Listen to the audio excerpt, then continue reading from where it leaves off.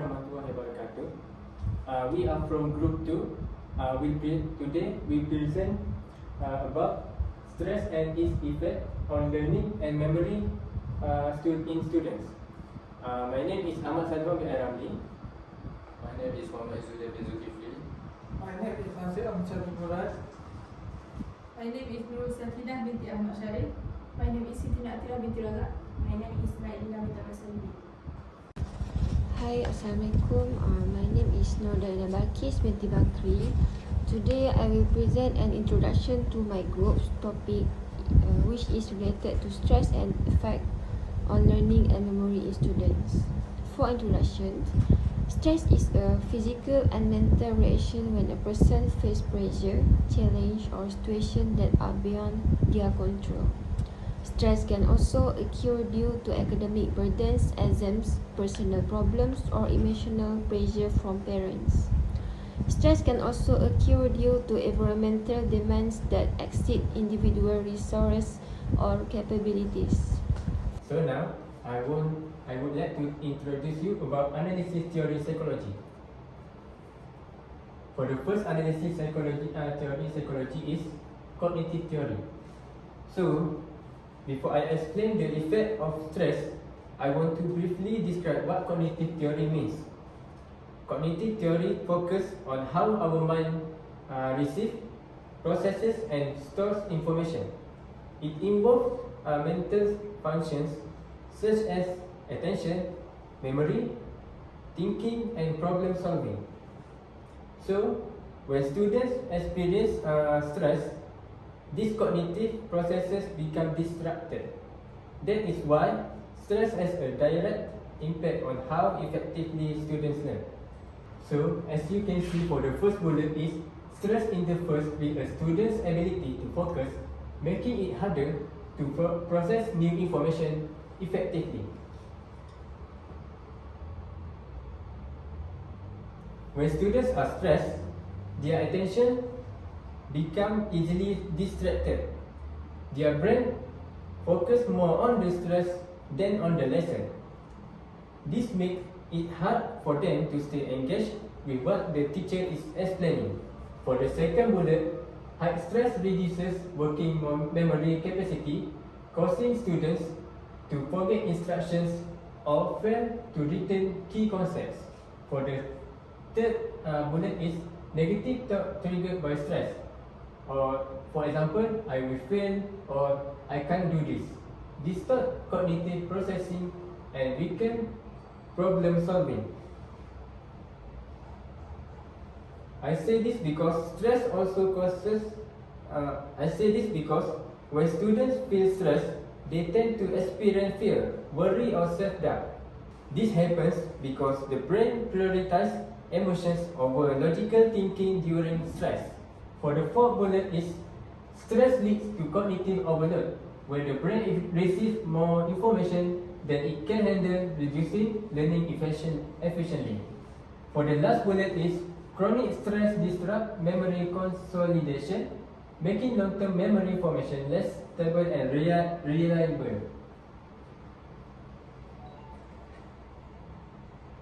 They also find it harder to recall information during exams. This results in weak retention and gaps in understanding. In conclusion, cognitive theory shows that stress doesn't just affect emotions. It directly affects how the brain focuses, processes information, and stores memory. The higher the stress level, the lower the learning performance. That's all from me about cognitive theory. Okay, next we have behavior theory. Number one, according to behavior theory, stress can create conditional responses such as anxiety when starting tasks. Number two, students may develop avoid behavior like skipping class or delaying study because school tasks become like a with stress. Okay, we have number three, positive reinforcement such as praise or reward help reduce stress and boost confidence. Number four, When stress is high, students may show undesirable behavior like restlessness, irritability. Lastly, we have number 5. Number 5, behavior modification strategy including relation training and instructor routine can help reduce stress and improve learning performance. That's all for me. The next theory is social learning theory. Social learning theory, introduced by Albert Bandura, explained that people learn not only through direct experience, but also by observing others. This means students often copy behaviors they see from friends, teachers, or even family members. First, students may model stress behaviors from peers, parents, or teachers, increasing their own stress response. So, if their friends are constantly anxious, overwhelmed, or complaining about studies, they tend to copy that emotional response. Second, observing calms. Confident peers can reduce stress and improve learning through positive role modeling. When students watch other manage exam calmly, they are more likely to model the same behaviors. Thirdly, stress affects students' motivation to imitate productive learning behaviors, lowering engagement and participation. When students observe others succeeding even when under stress, it creates visceral reinforcement, meaning they feel motivated to try the same effective strategies. Next, students may imitate unhealthy coping strategies. For example, procrastination, avoidance when under stress. However, students may also imitate unhealthy coping strategies like procrastination or avoiding assignments simply because they observe others doing the same. Lastly, through vicarious reinforcement, since other success under stress can motivate students to adopt effective coping strategies. That's all from me. Okay, next I will talk about types of stress. First is acute stress. Acute stress happens on before a presentation, during a pop quiz, or when facing a tight deadline. Acute stress is short-term and usually disappears when the situation is over. It is the body immediate response to a perceived threat or challenge. Second, chronic stress. This type of stress, it can last for weeks, months, or even years. It is also dangerous because the body remains in a constant state of alert and if unmanaged. The third one is eustress or positive stress. Eustress motivates us and gives us the energy to achieve our goals. It is also a healthy feeling of enthusiasm and drive. And lastly, distress or negative stress. Distress is harmful stress. It also happens when we feel overwhelmed and unable to control the situation. This is the types of stress and we need to learn to manage effectively. Next one is why students experience stress. First, examinations and academic results. Second, a lot of workload in a short time. Third, family problems or financial issues. And lastly, high expectations from parents and schools. That's all from me. Next, we move to effect of stress on the brain and memory. First, stress disrupts brain function. When we are stressed, the body releases cortisol hormone and they disrupt 3 key brain areas. First, prefrontal cortex, hippocampus, and amygdala. Next, effect on memory. High stress weakness the hippocampus, making it difficult to remember new information. Sometimes the mind goes blank during exam. Working memory also get overloaded, making it harder to follow instruction or solve problem. Stress and learning performance. As this stress reduce learning performance, students forget what they learn, struggle to apply knowledge, feel mentally tired, and may miss challenges. Lastly, emotional and behavior effect. Stress also affect emotion and behavior. Students may lose confidence and feel less motivated, and also can give up easily, and interact less with their friend. Next, the effect of stress on student learning and performance. First, stress disrupt the learning process. Stress make it harder for students to pay attention in class. They get distracted easily by news, social media, or even their friends. Over time, stress also can reduce their motivation to learn. Next, decline in academic performance. High stress can give impact to students for grade, but what they learn and feel mentally exhausted and become less productive. Emotional and behavior effect. Stress can make students lose their memories, can be they are lazy and less confident and easily discouraged.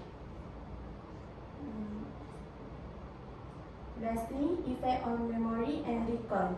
Emotional stress make students feel lazy, less confident, and easily discouraged.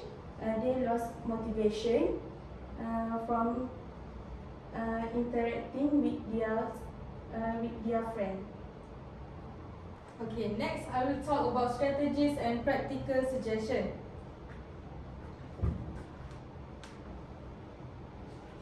There are 4 strategies here. First is classroom-based strategies. When students know what to expect each day, they can feel more secure and focused for the better studies.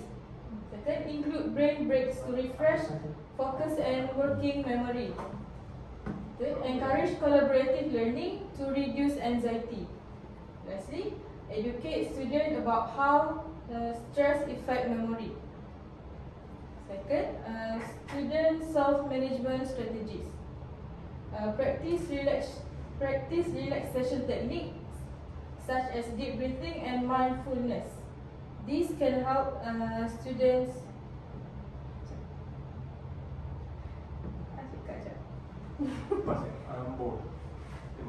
Okay, second, student self-management strategies. Practice relaxation technique such as deep breathing and mindfulness. This can help students be more relaxed.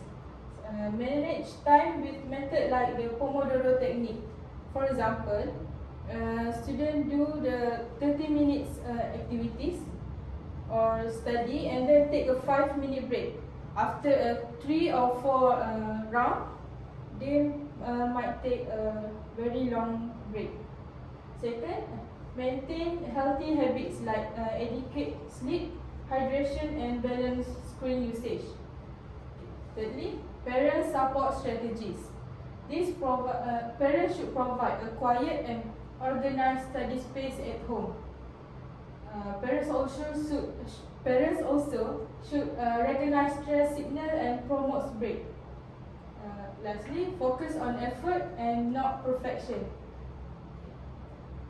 School-wide strategies. School organizations should offer a stress management workshop. They also can strengthen access to school counselor. This can make a student get easily contact with the counselor and share their problem. Promote extracurricular activities to balance the academic pressure. For example, students can join a club like art club, sport, and music. Okay, that's all. Okay. Lastly, a practical suggestion. First, you have break down tasks and organize your time. Create a realistic schedule. Use a planner or digital calendar to schedule classes, study time and assignment. Break down large assignment. Students should divide big project into a smaller. This can, the smaller the task can reduce students' stress. Second, establish healthy habit. Prioritize sleep. Students should aim for 7 to 9 hours sleep per night. This can help students manage the stress hormone. Incorporate exercise. Regular physical activity, even just a 10 minute, can significantly reduce tension and improve the student's mood. Eat a balanced diet, such as drink water, fruits and any vegetables. This fills your body with nutritious meal to help manage stress level. Lastly, practice relaxation and self-care. Students should take a break, step away from studying and rest. Socialize or engage a hobby to refresh your mind. Try mindfulness and breathing exercise.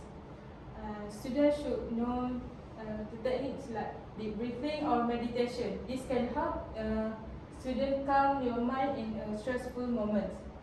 Last but not least, connect with others. Students should talk more with friends, family or counselor to gain support and get a new perspective to the new world. That's all for me. For conclusions, stress has a significant impact on student learning and overall academic performance. When stress is not properly managed, it disrupts concentration, weakness memory, reduce motivation and productivity.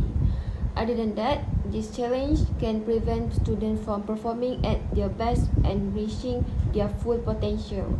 Therefore, it is important for students, teachers and institutions to recognize the effect of stress early and take proactive steps to support student well-being and academic success. Thank you. That's all for me.